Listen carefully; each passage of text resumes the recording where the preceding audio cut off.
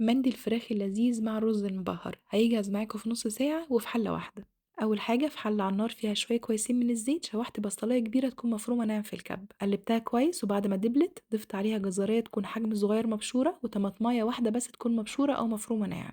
قلبتهم مع بعض كويس وبعد كده ضفت البهارات الصحيحة عبارة عن لومي ولورا وحبهان وقرنفل ومكعب من المرقة ومكعب المرقة ده اختياري. والتوابل البودر كانت ملح وفلفل اسود وكركم وكاري وبابريكا وقرفة. حطيت كل التوابل دي وقلبت الحاجات دي مع بعض على النار كده لغاية لما اتشوحت كويس والروايح دي كلها ظهرت. هنا استخدمت فرخة كاملة تكون مقطوعة جزئين حطيتها الأول على الناحية اللي فيها الجلد عشان تتشوح كويس وممكن كمان تستخدموا وراك أو صدور زي ما تحبوا.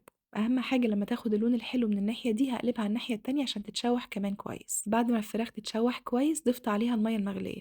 كمية المية تغطي بس كمية الفراخ مش عايزة مية كتير عشان يكون طعم الشوربة دي مركز. بعد كده غطيتها وخليتها على نار هادية خالص لغاية ما الفراخ تاخد تسوية كاملة تماما. وهنا بعد ما استوت خرجت الفراخ بقى في صينية خارجية وحطيتها تحت الشواية علشان تاخد لون حلو.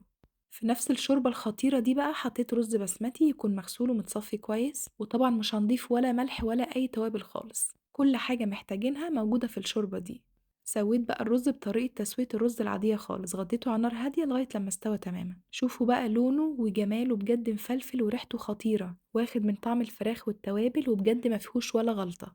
وهنا كمان الفراخ بعد ما خدت لون حلو تحت الشواية قدمتها كده فوق الرز مع رشة خضرة بسيطة للتزيين. وطبعا ما ينفعش أكلة زي دي من غير سلطة الدكوس وهتلاقوا كمان الفيديو بتاع طريقتها موجود عندي على البيج. متأكدة إنها تعجبكم استناكم تجربوها بطريقتي ولو عجبتكم وصفة النهاردة ما تنسوش اللايك والشير.